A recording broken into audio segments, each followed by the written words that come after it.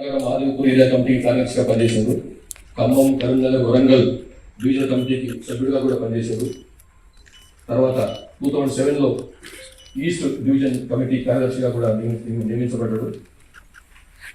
2025 జనవరిలో తెలంగాణ రాష్ట్ర కమిటీ సెక్రటరీగా నియమించబడి ఇప్పటి వరకు ఆ బాధ్యతలు నిర్వహిస్తున్నాడు.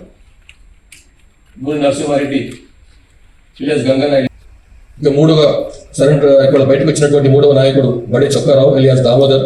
ఈయన 46 years ఆఫ్ ఏజ్. ములుగు జిల్లా తాడువాయి మండలం చెందినటువంటి కాలోపల్లి గ్రామం. ఇంతకుముందు ఈ జిల్లా ఈ బీఎస్సీ పూర్తి చేసిన తర్వాత నర్సరావుపేటలో ఎల్ఎల్బి కోసం అని చెప్పి గుంటూరులో చదువుతూ ఆర్ఎస్యు కలాపాల పట్ల ఆకర్షితుడైపోయి యూజీ అయిపోయినాడు.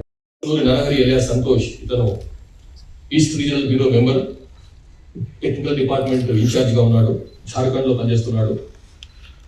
ముప్పిడి సాంబయ్య ఎలియాస్ సుదర్శన్, ఇతను స్టేట్ కమిటీ మెంబర్గా ఒరిస్సా స్టేట్ కమిటీలో ఉన్నాడు.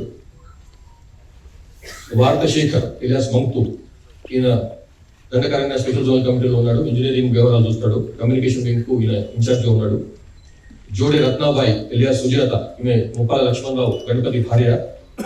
ఈమె మా డివిజన్ ఇన్ఛార్జ్గా ఉంది. Divisional committee state zonal committee member స్థాయిలో ఉంది.